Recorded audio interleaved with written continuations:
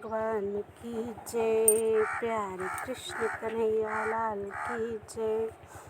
श्रीमद् देवी भागवत महापुराण अथ अष्टादशो अध्याय।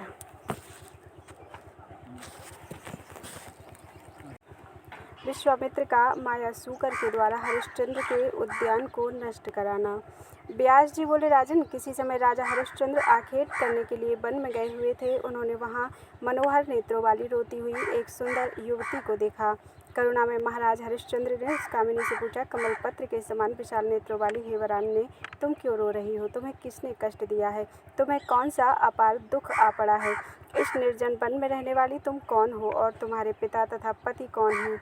यह सब मुझे शीघ्र ही बताओ। हे कांते, मेरे राज्य में तो राक्षस भी पराई स्त्री को कष्ट नहीं पहुंचाते। हे सुंदरी, जो व्यक्ति तुम्हें पीड़ित करता होगा उसे मैं अभी मार डालूंगा।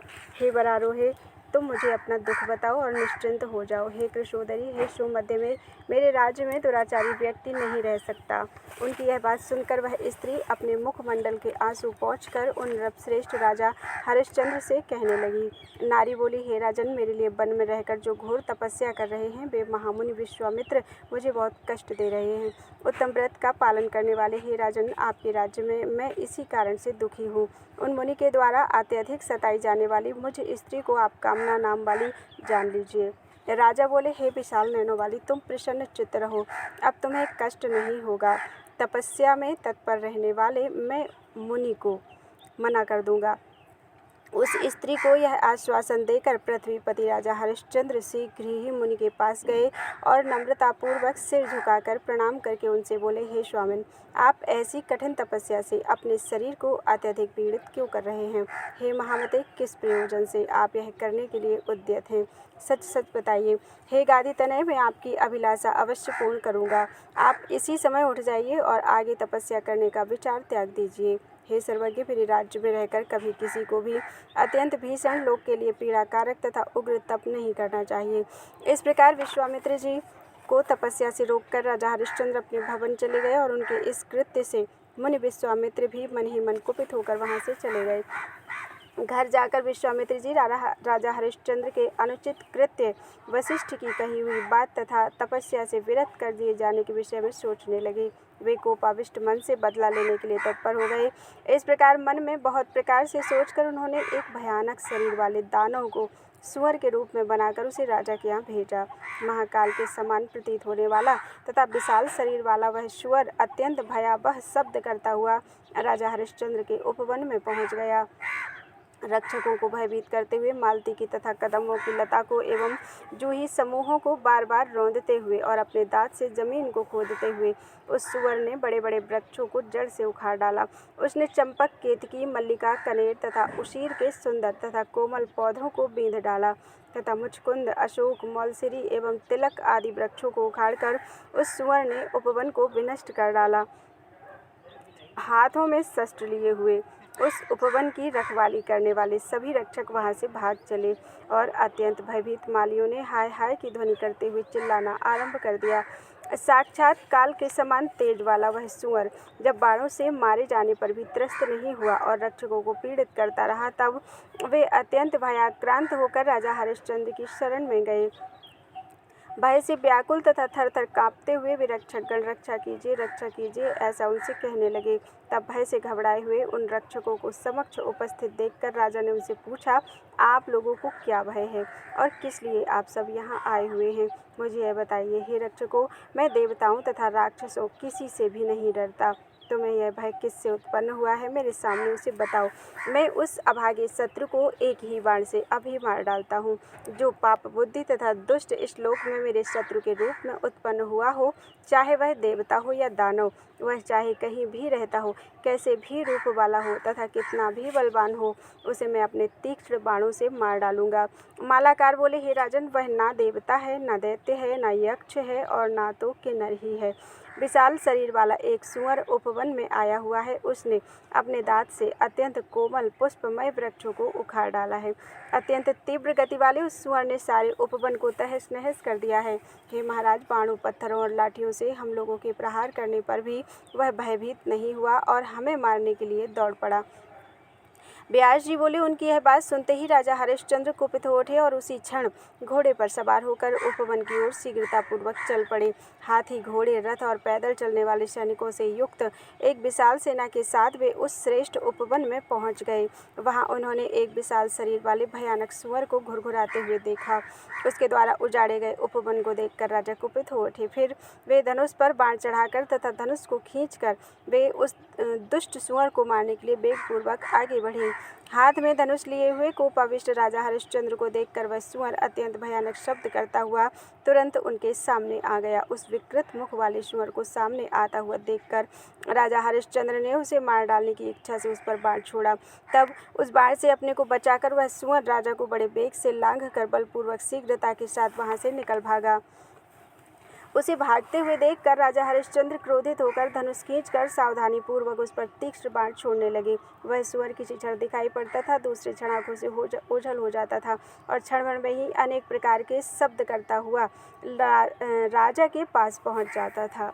तब राजा हरिश्चंद्र वायु के समान तीव्रगामी अश्व पर सवार होकर और धनुष खींचकर अत्यंत क्रोध के साथ उस सुअर का पीछा करने लगे।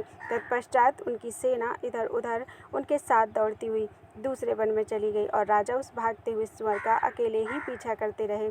इस तरह राजा मध्याह्न काल में एक निर्जन वन में जा पहुंचे। वे अत्यधिक भूख तथा प्यास से व्याकुल हो गए तथा उनका वाहन बहुत थक गया। सुअर आंखों से ओझल हो चुका था, अतः वे चिंता से व्यग्र हो गए। उस घने जंगल में मार्ग ज्ञान न होने के कारण वे रास्ते से भटक भी गए। उनकी दशा बड़ी दयनीय हो गई थी। वे सोचने लगे कि अब मैं क्या करूं और कहाँ जाऊं। इस वन में मेरा कोई सहायक भी नहीं है। अब अपना मार्ग भूल जाने के कारण मैं किधर जाऊं। इस प्रकार उस निर्जन वन में सोचते हुए चिंतातुर राजा हरिश्चंद्र की दृष्टि एक स्वच्छ जल वाली नदी पर पड़ गई। उसे देखकर राजा बहुत हर्षित हुए। घोड़े से उतरकर उन्होंने उसे स्वादिष्ट जल पिलाकर स्वयं भी पिया। जल पी लेने पर राजा को बड़ी शांति मिली। अब वे नगर जाने की इच्छा करने लगे अपने नगर जाने की इच्छा करने लगे, किंतु दिशा ज्ञान न रहने से उनकी बुद्धि भ्रमित हो गई। इतने में विश्वामित्र जी एक वृद्ध ब्राह्मण का रूप धारण करके वहां आ गए। उस श्रेष्ठ ब्राह्मण को देखकर राजा हरिश्चंद्र ने आदरपूर्वक उन्हें प्रणाम किया। प्रणाम करते हुए उन नृपश्रेष्ठ राजा हरिश्चंद्र से विश्वामित्र कहने लगे, हे महाराज, आपका कल्याण हो। आप यहाँ किस लिए आए हुए हैं? हे राजन, इस निर्जन वन में अकेले आने का आपका क्या उद्देश्य है? हे नृपश्रेष्ठ, शांतचित्त होकर अपने आगमन का सारा कारण बताइए। राजा बोले, विशाल शरीर वाला एक बलशाली सुअर मेरे पुष्पोद्यान में पहुंचकर वहां के कोमल पुष्पमय वृक्षों को रौंदने लगा।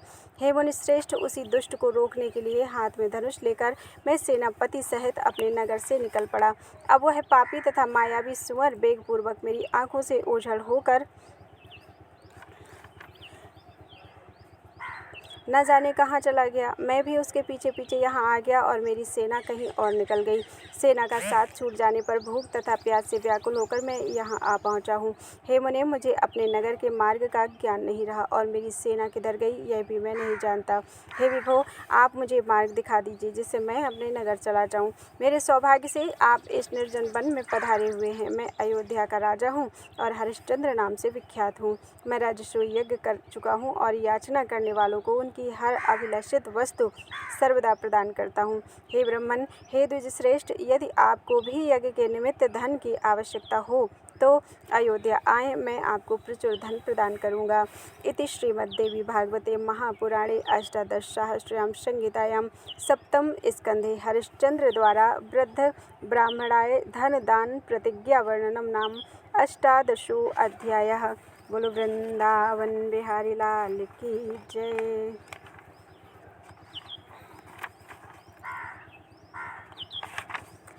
अथ एकोनविंशो अध्यायः। विश्वामित्र की कपटपूर्ण बातों में आकर राजा हरिश्चंद्र का राज्यदान करना। व्यास जी बोले, हे जन्मेजय, हरिश्चंद्र की यह बात सुनकर मुनि विश्वामित्र हंस करके उनसे कहने लगे, हे राजन, यह तीर्थ अत्यंत पुण्यमय, पवित्र तथा पापनाशक है। हे महाभाग, इसमें स्नान करो और पितरों का तर्पण करो। हे भूपते, यह समय भी अति उत्तम है, इसलिए इस पुण्यमय तथा परम पावन तीर्थ में स्नान करके आप इस समय अपनी सामर्थ्य के अनुसार दान दीजिए। जो परम पवित्र तीर्थ में पहुंचकर बिना स्नान किए ही लौट जाता है वह आत्मघाती होता है, ऐसा स्वयंभू मनु ने कहा है। अतएव हे राजन, आप इस सर्वोत्तम तीर्थ में अपनी शक्ति के अनुसार पुण्य कर्म कीजिए। इससे प्रसन्न होकर मैं आपको मार्ग दिखा दूंगा और तब आप अपने नगर को चले जाइएगा। हे अनघ, हे काकुत्सथ, अपने आपके दान से प्रसन्न होकर आपको मार्ग दिखाने के लिए इसी समय मैं आपके साथ चलूँगा। मुनि की यह कपट भरी वाणी सुनकर राजा हरिश्चंद्र घोड़े को एक वृक्ष में बांधकर तथा अपने वस्त्र उतारकर विधिवत स्नान करने के लिए नदी के तट पर आ गए। होनहार के प्राबल्य के कारण उस समय राजा हरिश्चंद्र मुनि के वाक्य से मोहित होकर उनके वशीभूत हो गए थे। विधिपूर्वक स्नान करने के पश्चात पितरों तथा देवताओं के तर्पण करके राजा ने विश्वामित्र से यह कहा, हे स्वामिन, अब मैं आपको दान देना चाहता हूँ। हे महाभाग, इस समय आप जो चाहते हैं उसे मैं आपको दूंगा। गाय, भूमि, सोना, हाथी, घोड़ा, रथ, वाहन आदि कुछ भी मेरे लिए अदेय नहीं है। ऐसी प्रतिज्ञा मैं पूर्व काल में सर्वोत्तम राजसू यज्ञ में मुनियों के समक्ष कर चुका हूँ। अतः हे मुनि, आपकी जो आकांक्षा हो उसे बताइए, मैं आपकी वह अभिलषित वस्तु आपको दूंगा, क्योंकि आप इस सर्वोत्तम तीर्थ में पधारे हुए हैं। विश्वामित्र बोले, हे राजन, संसार में व्याप्त आपकी विपुल कीर्ति के विषय में मैं बहुत पहले सुन चुका हूँ। महर्षि वशिष्ठ ने भी कहा था कि पृथ्वी तल पर उनके समान कोई दानी नहीं है। राजाओं में श्रेष्ठ वे राजा हरिश्चंद्र सूर्यवंश में उत्पन्न हुए हैं। जैसे दानी तथा परम उदार त्रिशंकु पुत्र महाराज हरिश्चंद्र हैं, वैसा राजा पृथ्वी पर पहले ना हुआ है और ना तो आगे होगा। हे महाभाग, हे पार्थिव, आज मेरे पुत्र का विवाह होने वाला है, अतः मैं आपसे प्रार्थना कर रहा हूँ कि इसके लिए आप मुझे धन प्रदान करें। राजा बोले, हे विप्रेंद्र, आप विवाह कीजिए, मैं आपकी अभिलषित वस्तु दूंगा। आप अधिक से अधिक जितना धन चाहते हैं मैं उसे अवश्य दूंगा। व्यास जी बोले, हरिश्चंद्र के ऐसा कहने पर उन्हें ठगने के लिए तत्पर मुनि विश्वामित्र ने गांधर्वी माया रचकर राजा के समक्ष एक सुकुमार पुत्र और 10 वर्ष की कन्या उपस्थित कर दी और कहा, हे नृपश्रेष्ठ, आज इन्हीं दोनों का विवाह संपन्न कराना है। किसी गृहस्थ की संतान का विवाह कर देने का पुण्य राजसू यज्ञ से भी बढ़कर होता है। अतः आज ही इस विप्र पुत्र का विवाह संपन्न करा देने से आपको महान पुण्य होगा। विश्वामित्र जी की बात सुनकर उनकी माया से मोहित हुए राजा हरिश्चंद्र वैसा ही करूंगा यह प्रतिज्ञा करके आगे कुछ भी नहीं बोले। इसके बाद मुनि के द्वारा मार्ग दिखा दिए जाने पर वे अपने नगर को चले गए और राजा को ठग कर विश्वामित्र भी अपने आश्रम के लिए प्रस्थान कर गए। विवाह कार्य पूर्ण होने के पूर्व विश्वामित्र ने राजा हरिश्चंद्र से कहा, हे राजन, अब आप हवन वेदी के मध्य मुझे अभिलषित दान दीजिए। राजा बोले, हे द्विज, आपकी क्या अभिलाषा है उसे बताइए, मैं आपको अभिलषित वस्तु अवश्य दूंगा। इस संसार में मेरे लिए कुछ भी अदेय नहीं है। अब मैं केवल यश प्राप्त करना चाहता हूँ, क्योंकि वैभव प्राप्त करके भी जिसने परलोक में सुख देने वाले पवित्र यश का उपार्जन नहीं किया उसका जीवन व्यर्थ है। विश्वामित्र बोले, हे राजन, इस परम पुनीत हवन वेदी के मध्य आप हाथी, घोड़े, रथ, रत्न और अनुचरों से युक्त संपूर्ण राज्य वर को दे दीजिए। व्यास जी बोले, मुनि की बात सुनते ही उनकी माया से मोहित होने के कारण बिना कुछ सोचे विचारे ने अकस्मात कह दिया, सारा राज्य आपको दे दिया। तत्पश्चात परम निष्ठुर विश्वामित्र ने उनसे कहा, मैंने पा लिया। और हे राजेंद्र, हे महामते, अब दान की सांगता सिद्धि के लिए उसके योग्य दान भी दे दीजिए, क्योंकि मनु ने कहा है कि दक्षिणा रहित दान व्यर्थ होता है। अतएव दान का पूर्ण फल प्राप्त करने के लिए आप यथोचित दक्षिणा भी दीजिए। मुनि के यह कहने पर राजा हरिश्चंद्र उस समय बड़े आश्चर्य में पड़ गए। उन्होंने मुनि से कहा, हे स्वामिन, आप यह तो बताइए कि इस समय कितना धन आपको और देना है। हे साधु, दक्षिणा के रूप में निष्क्रिय द्रव्य का परिमाण बता दीजिए। हे तपोधन, आप निश्चिंत रहिए, दान की पूर्णता के लिए मैं वह दक्षिणा अवश्य दूंगा। यह सुनकर विश्वामित्र ने राजा हरिश्चंद्र से कहा कि आप दक्षिणा के रूप में 2.5 भार सोना अभी दे दीजिए, तत्पश्चात आपको दूंगा। यह प्रतिज्ञा विश्वामित्र से करके राजा बड़े विस्मय में पड़ गए। उसी समय उनके सभी सैनिक भी उन्हें खोजते हुए वहां आ गए। राजा को देखकर वे बहुत हर्षित हुए और उन्हें चिंतित देखकर सांत्वना देने लगे। व्यास जी बोले, हे जन्मेजय, उनकी बात सुनकर राजा हरिश्चंद्र शुभ अशुभ कुछ भी उत्तर नहीं देकर अपने किए हुए कार्य पर विचार करते हुए अंतःपुर में चले गए। यह मैंने कैसा दान देना स्वीकार कर लिया, जो कि मैंने अपना सर्वस्व समर्पित कर दिया। इस ब्राह्मण ने तो ठगों की भांति वन में मुझे बड़ा धोखा दिया। सामग्रियों सहित संपूर्ण राज्य उस ब्राह्मण को देने के लिए मैंने प्रतिज्ञा कर ली थी और फिर साथ में 2.5 भार स्वर्ण की भी प्रतिज्ञा कर ली है। अब मैं क्या करूं? मेरी तो बुद्धि ही भ्रष्ट हो गई है। मुनि के कपट को मैं नहीं जान पाया और उस तपस्वी ब्राह्मण ने मुझे अकस्मात ही ठग लिया। विधि का विधान मैं बिल्कुल नहीं समझ पा रहा हूँ। हा दैव, पता नहीं भविष्य में क्या होने वाला है। इसी चिंता में पड़े हुए अत्यंत क्षुब्ध चित्त राजा हरिश्चंद्र अपने महल में पहुँचे। अपने पति राजा हरिश्चंद्र को चिंताग्रस्त देखकर रानी ने इसका कारण पूछा। हे प्रभु, इस समय आप उदास क्यों दिखाई दे रहे हैं?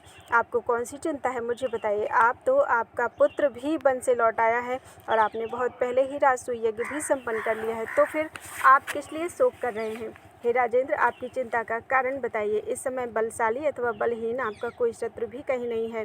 वरुण देव भी आपसे परम संतुष्ट हैं। आपने संसार में अपने सारे मनोरथ सफल कर लिए हैं।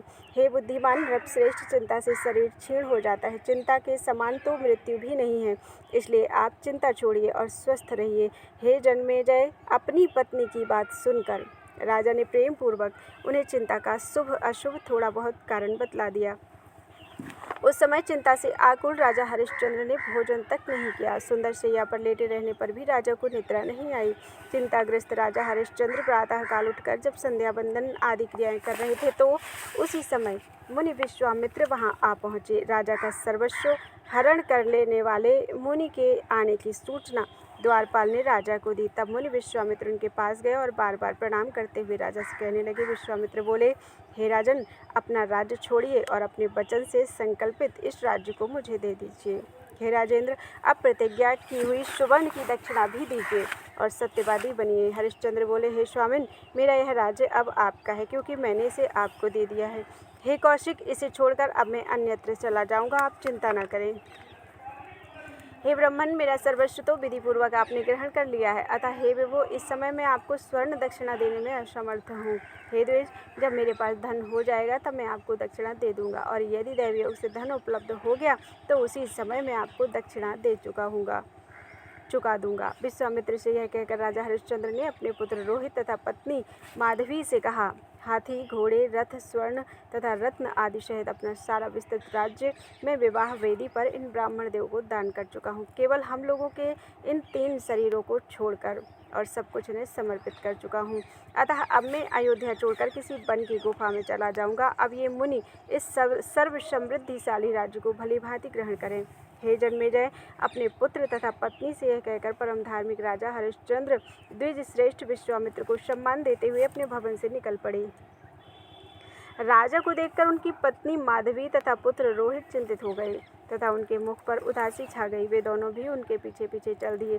उन सभी को इस स्थिति में देखकर नगर में बड़ा हाहाकार मच गया। अयोध्या में रहने वाले सभी प्राणी चीख चीख कर रोने लगे। हा राजन, आपने एक कैसा कर्म कर डाला?